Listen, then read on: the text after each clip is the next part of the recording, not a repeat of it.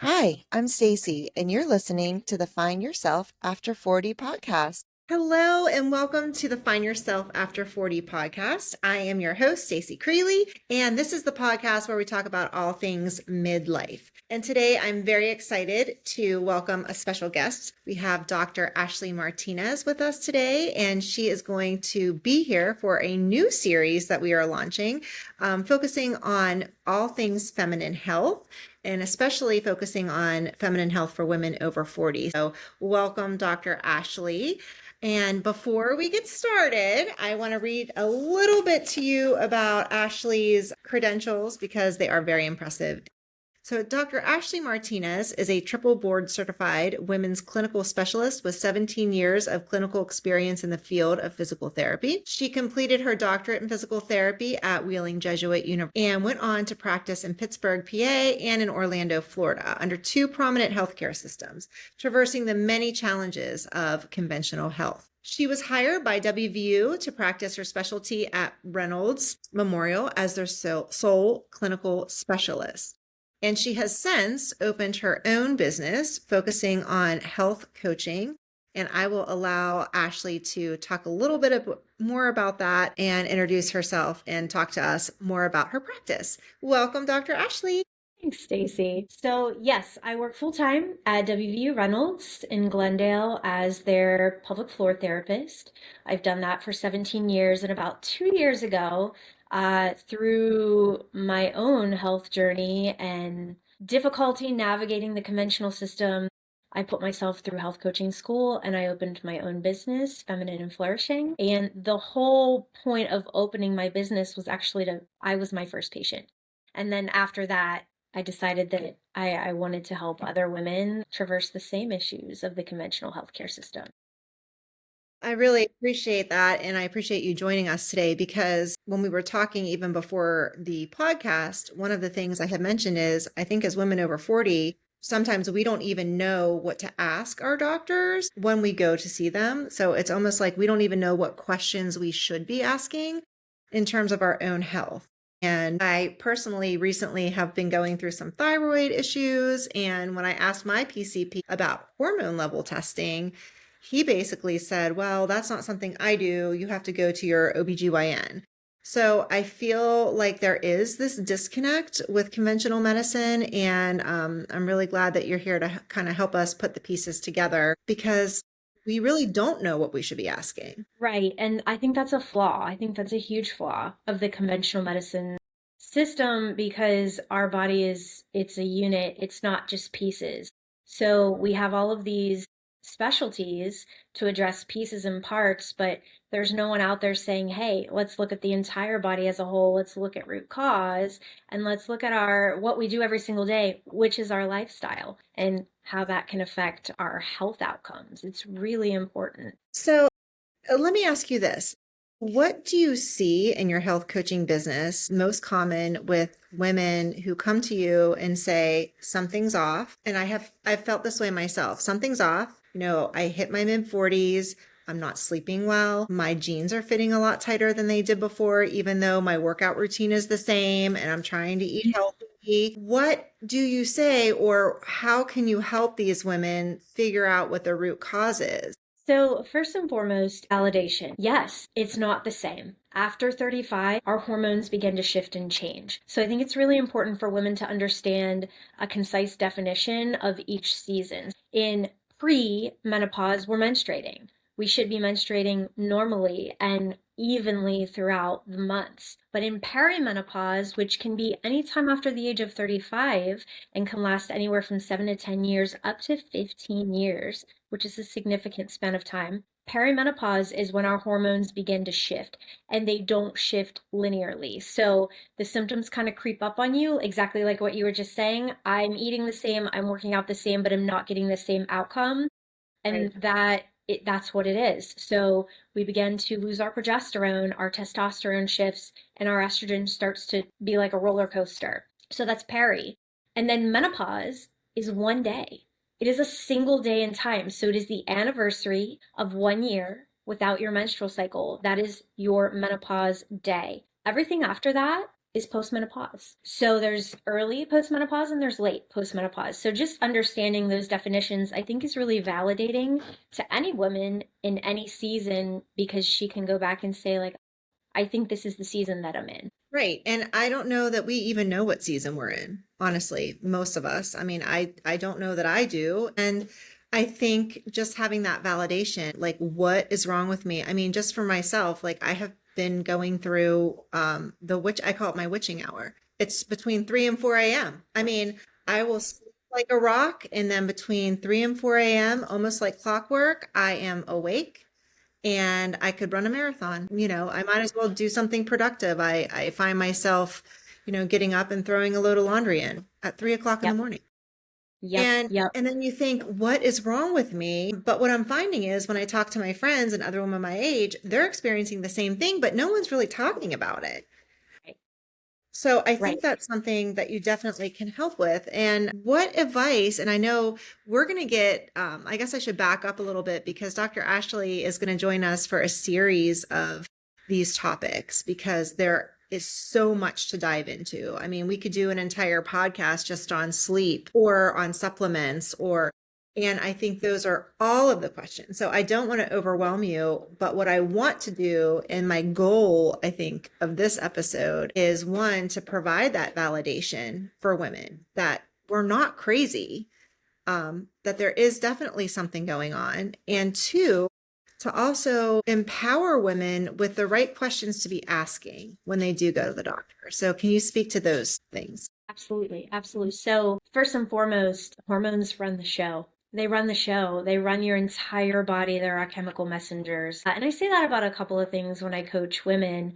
Our gut also runs the show. Hormones, gut, your inflammation levels are really important. And these things all shift once we move into perimenopause. So, to answer your question, how do you know you're in perimenopause? Symptomology. So there is not a sure and fast way to test blood work wise. You can validate some things. You can certainly do blood work and see like these dips in progesterone and these dips in testosterone, but estrogen, if you catch her on a day that she's high, it's not going to show up on blood work. So you're really going with symptoms. So Yeah. symptoms from top to bottom: brain fog, trouble sleeping, inability to lose weight loss resistance, really difficult to gain muscle or build muscle, head to toe blood sugar dysregulation, sweats. That's night sweats is a big one with everybody, hot flashes. Those are like the telltale ones, but really subtle things like lower end memory loss, mood shifting,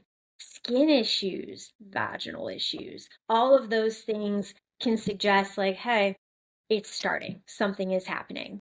Something. Yeah.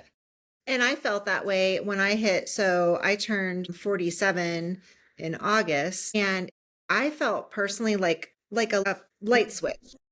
It was like I turned 47 and all of a sudden, because my birthday's over the summer, and that's kind of when the whole sleeping thing went awry. And I also attribute it to, and I'm sure you can speak to this as well, I attribute it to stress as well, because women our age, we are pulled, and I've said this before in my other podcasts and blogs, but we are pulled in so many different directions. We have children. Some of us are empty nesters. Some of us have parents who need extra help. And I kind of was pulled in all of these directions this year, where my daughter left for college. My dad had some health issues. And so that on top of, turning 47, and it just was like everything kind of was off. And I feel like that's not an uncommon experience. Not at So all. I Not at all. think the first thing that I just am really grateful for is that you are here to tell women we are not crazy. Absolutely not. That is actually a huge pet peeve of mine when men say to women, and women say to women, you're crazy, or there's nothing wrong, everything is fine. That there's a term for that, and that's called gaslighting. And perimenopause is when women are gaslit. It's this horrible combination of being gaslit and really losing a lot of self-trust because you feel crazy, and then the outside world is affirming that. So I hear that you're in kind of the midst of perimenopause. I went into perimenopause a little earlier. I was actually about 37. But just like you said, stress precipitated that. So I had a really tumultuous delivery of my daughter, and a really nasty divorce. Stress 100% exacerbates that transition. So whether your stress is physical, emotional, mental, the sandwich era where you're taking care of kids and parents, Right. all of those things are going to make that transition a lot harder. And I'm hearing this from other women. I was talking to a colleague that I teach with at the university, and she was telling me the same story, which was I've gained weight, I feel off, something's not right. But when I go to my PCP and when I get my blood work done, they're telling me everything's in the normal range. And it's frustrating to her. So, what do you tell someone? What do you tell a woman who comes to you and says, "My blood work's in the normal range"? What steps do they take next? Blood work is a moment in time. Blood work being in the normal range means absolutely nothing. So there are several things that I tell my ladies. Number one, and I think this is the most important, if you cannot have a conversation with your healthcare provider, go find one that will have a conversation with you, a two-way conversation. This is not a situation where we're seeking out healthcare advice and we need someone to bark orders at us, right?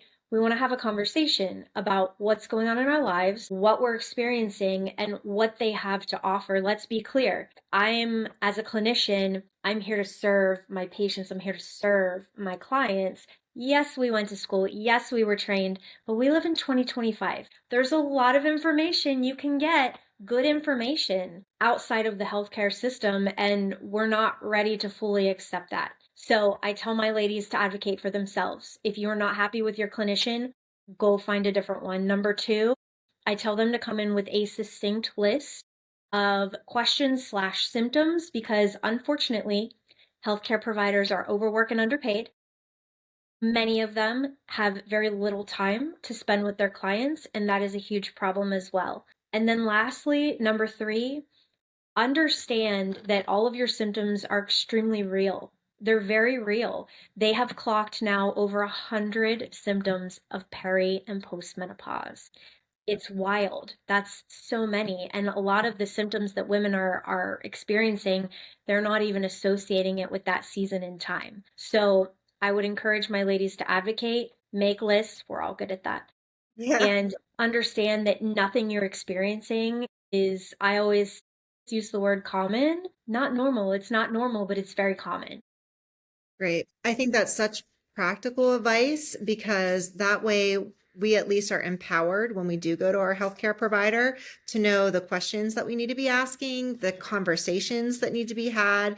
And like you said, if that healthcare provider isn't willing to have that conversation, we need to be empowered to go and look elsewhere. And so here, I think the other thing is as women, we're so busy and we've talked about this and we're so stressed out that we don't Yes. take time to take care of ourselves. Is that something that you're seeing a lot in your practice? I see it all day, every day. So it really doesn't work with women the first time that they see you to tell them, like, listen, girlfriend, you need to slow it down. You Yeah. need to take care of yourself and you need to focus on A, B, and C. That doesn't work. I think a more appropriate approach is first off, individually. And secondly, I always say this in my health coaching sessions with curiosity and empathy. Ask them questions. Ask them questions to see what is the most important thing to them individually. Is it important for them to lose 10 pounds? Or is it important for them to be present with their family? Or is it important for them to get a good night's rest? Like, what are we working toward? Because there's so many things. Right. Climb that ladder. So it's really ineffective for me to tell someone, listen, you got to meditate 10 minutes a day and make time for that. And, it doesn't matter what else is going on in your life.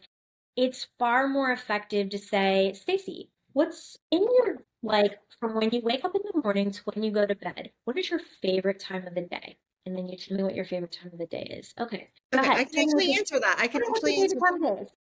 my favorite part of the day is this is crazy because everyone who knows me knows I'm not a morning person.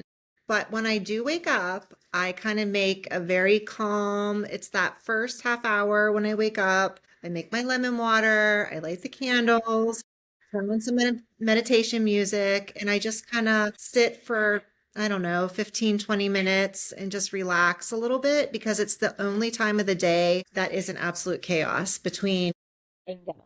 yeah, Bingo. Only time of the day that's not absolute chaos. How does your body feel in those 20 minutes? What very, physical sensations do you have in those 20 minutes? it's very relaxed, very not stressed out. It kind of sets the tone for my whole day. And I get very crabby if that routine is interrupted for Okay. any reason. So I would start where my client naturally gravitates to peace and stillness, first off. And if she's like, I'm never in peace or stillness, which is a lot of women, then Right. we move to the next question, which is currently, what are you doing for your emotional and mental health? And oftentimes I hear, nothing. I'm not doing anything. So that's when we move into what's called a micro meditative moment. And I'm going to be honest with you, I don't remember if I claimed that term or if I heard that somewhere else. It all gets garbled, but what a micro meditative moment is finding these tiny moments of your day where you're not dropping into deep meditation, but you are becoming present with your nervous system. So if it is a simple deep breath, I love walking from my car to the hospital, taking deep diaphragmatic breaths. For the 15 seconds it takes me to go Right. from my car to the front door, I get those breaths in. I love turning off stimuli during the day. So when I'm in my house, there is not a TV blaring, super bright lights on, and a lot of noise. Like, I know that's not good for my nervous system, so I like to minimize. What is your micro meditative moment? For new moms, the baby's screaming, we're holding the baby, chaos is all around us. Can you take a moment to breathe onto your baby, to allow them to feel your calm just for a moment? Can you hum? Can you massage the ears? There's so many things you could do that just take a moment and you build those into your day instead of like, oh my gosh, I have to meditate for all this time and I have to be totally quiet. And then I have my mental load going 90 miles an hour while I'm trying to be quiet. Exactly. Exactly. And I love that. I love that you are able to be so realistic with your health coaching because you are a woman, you are a single mom, you are living the life. So you get it. And you know that, we can't just drop everything and meditate every single day for 30 minutes, but having those small practices, I think can really be helpful. So just in our brief conversation, we've already talked about what women should be talking about and asking about when they go to the doctors, how to empower themselves to have conversations that surround perimenopause, the types of symptoms we should be looking for, and now kind of getting down into those symptoms, one of them being stress. What can we do with stress? Taking those small moments throughout the day, those micro meditations. So these are all topics, like I said before, that I really am interested in diving deep with you. And I know my followers at Find Yourself After 40, these women are also going to benefit so much. The other big one for me that I know we're going to dive into soon is weight loss and body changes. It is so frustrating. I have had a fitness tracker before. I've counted points, I've counted calories, I've lost the weight, I've gained the weight. And I think there's like this sense of shame about it and disappointment. And I'm trying to kind of embrace being healthy and not focusing on a number on a scale, which I know for many women is really hard. And for me, it's really hard. So, what do you tell that woman over 40 who has been eating healthy and exercising and all of the things, and it's just not working anymore? It's such a good question. And there are several things. I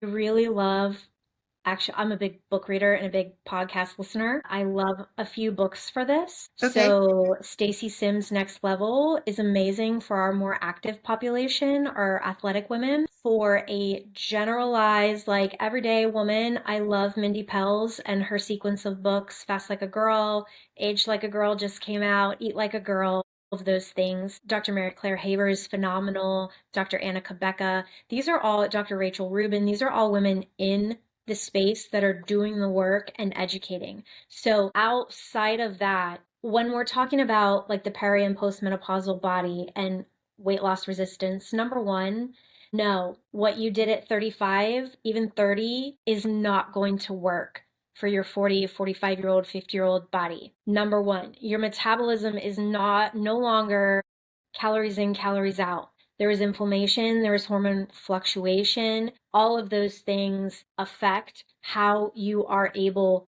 to let go of weight. And the number one effector of that is a regulated nervous system. If your cortisol is too high, you are not going to let go of weight. I get a lot of flack in the wellness space, especially from young men.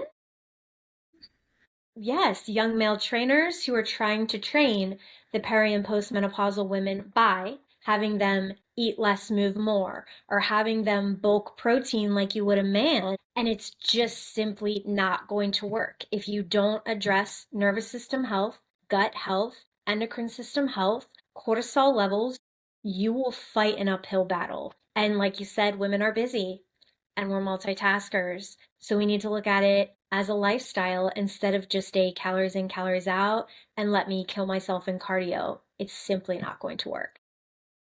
I mean, I feel like that is a podcast that is happening very soon because Next level, go read the book. I do the boot camp, I do the spinning, Yeah, we do the totally. weights, but I'll tell you the other one that I know you're going to say is a contributing factor, but I love my wine, and Yeah, alcohol is, I'm sure, not helping my it's rough situation. in perimenopause. Yeah. And here's the thing, like your lifestyle, your choices. I tell my clients all the time, I am not judging you ever, ever. We all make, I know as much as I feel that I know because of the millions of mistakes I've made. So alcohol, we all know it's a neurotoxin. But because we lose that estrogen in peri and postmenopause, you're really fighting against both of those. You do not come back from alcohol the way you did again in your 20s and early 30s. But the other thing I will say, and I will say this boldly and I will get beat up for it later, do not hire a 20-year-old male for a 45-year-old female body unless they've had particular specific training in peri and postmenopause because it is not the same. I'm an I don't know, I'm not going to say ex. I love CrossFit. I used to do CrossFit, but I was doing CrossFit 6 to 7 days a week, killing myself in the gym. Right. And I hit that perimenopause point where I put on 10 pounds like that. And you Mhm. have this moment where you're like, what the heck? What's going Like, on? what's happening? I'm dying and I'm putting on weight. And Yeah. spoiler alert, my cortisol was sky high, and all of my markers that would be significant for weight loss were off. So So, you have to what get are those. those markers?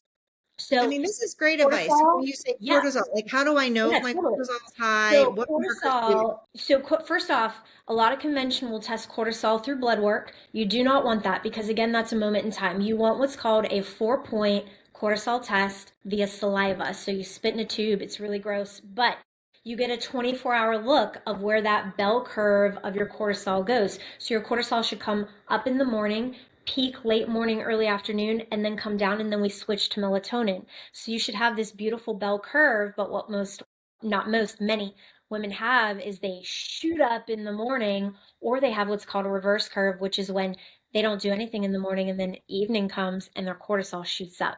So you don't want that. So you want a Okay. 4-point cortisol test, saliva test. Really important. The other markers that you want to take a peek at are your A1C and your insulin because most women are insulin resistant, but they're not pre-diabetic. And so doctors are saying, you're totally fine. You're good. Your A1C is in the normal range. I hate that term. Do you know Hmm. how they get normal ranges? They take an average of normal people. Is the normal person healthy? No. Right. No. So you want to make sure that you're looking at those ranges from a functional perspective, from an optimized perspective. So, I mean, this is great advice. So, my question is, where do I go if I want these tests done? Because I don't know that my PCP would offer those. Those. So there's two ways you could do this. I call it the hard way or the harder way. So the hard way is completely getting out of convention and going to someone that is a little bit more integrative and functionally minded. The ladies that I personally refer to on a regular basis is Dr. Maggie Hodge. So she is local in St. Clairsville. She's still in the conventional system, but she will test hormone and thyroid, and she will do HRT. I personally go to my ladies in Canonsburg, Pennsylvania, Kelly Robinson and Nicole, and they are at Holistic Hormones. They are out of pocket, but I have learned the hard way that I would rather pay out of pocket than pay my deductible for inadequate care. That is my personal opinion because I've had quite the history with the medical system in my own story. The harder way would be to approach your primary or to approach your OBGYN, have that educated conversation and say, are you willing to do this for me? And if they're not willing to do it for you, go the other direction. So it's a Okay. hard conversation for patients to have. It's an intimidating conversation. But the more people that have those conversations, the more they're going to start to open their eyes and say, hey, this is what people, they want a conversation. They don't want prescription. So the hard way or the harder way? I choose the hard way. I mean, this has been so informative, and I really want to just say thank you. And I feel like we could spend so much more time on all of these topics. And I hope you will agree to do that in coming podcasts. And what I would like to encourage my listeners to do is to drop us a comment, shoot us a DM, and let us know what they want to learn more about. Because it's not just about me, it's about all of the women out there who are saying, okay, I just turned 40 something. There's weight gain. I'm not sleeping. I'm getting hot flashes. And they don't know the questions to ask and they don't know where to turn. And I think that being able to just open the door to have this conversation is so empowering. And having you here as a resource is also very empowering. And I want to encourage my women too to reach out to Dr. Ashley for her health coaching services. And not only are you doing health coaching in your feminine and flourishing business, but you're also doing some other projects and other activities that I think would be really of interest. And one of them is a book club. Can you talk to us a little bit about starting the year off right with your book club? Yeah. So I call it group coaching book club style. So we pick a book that would be really educational. It could actually probably be used as more of a textbook reference. And then we peel it apart between 3 and 4 group health coaching sessions via Zoom. And so you get a group health coaching session with like-minded women, and we work our way through a book. We've done gut health, we've done hormone health, but in January, we're switching it up and we're going to do The Pivot Year by Brianna Wiest. The reason I'm choosing that book is because first off, she's a phenomenal author, and she has a 365-day breakup of the entire year. So we're going to do 2 health coaching sessions. We're going to do 7 days of individualized support and camaraderie with our ladies the first 7 days of January. And then we're going to do every day of the beginning of the month. So 12 months, all of 2020, a personalized individual text message from myself and our group to keep us all on task reading our 365 days of the pivot year. So this is a little different than what I conventionally do. I'm offering it for a significantly reduced price of $50. Typically, my book club's running between $100 and $140 for 4 health coaching sessions. So there are 2 sessions, 7 days of support, and then 1 day a month for 12 months of support. Obviously, we talk to each other in the group a lot. We uplift each other. And I think that's really important because I feel that we need to start leading with, again, curiosity and imperfection. We are all so imperfect and we are all just doing our best and learning. So when we all lean into that, instead of trying to be this picture of perfection of health, it's so much better. It's so much better. And we connect instead of disconnect. That is absolutely awesome. And you can count me in. I want to do it. Sounds like Awesome. so much fun. And we can talk about it with Find Yourself After 40 more. But I do want to be respectful of time. And Dr. Ashley has given up time during her evening to join us. I know you're a single mama and you got a lot of things to do. So I want to thank you. And I hope our listeners, if they take nothing else, will at least receive the validation from you that they are not going crazy, that the things that they are experiencing, the changes that they are feeling with their bodies, that is something significant and that there are ways that we can navigate this transition in life. And I hope that you will all stick around for the Find Yourself After 40 podcast. This is a new project for me. It is a passion project because I want to give women over 40 a voice. And I am by no means an expert in anything, but my goal is to bring in the experts and to provide them as resources. So please follow Dr. Ashley Martinez, follow Feminine and Flourishing, check out her book club, and subscribe, like, and share to the Find Yourself After 40 podcast. And with that, I'm going to say good night and good evening. And thank you once again, Dr. Ashley. You're so welcome. Thank you for listening to the Find Yourself After 40 podcast. I'm your host, Stacey Creely. If you like what you heard, please subscribe, like, and share. And remember to follow me on social media at Find Yourself After 40 and on my website, findyourselfafter40.com.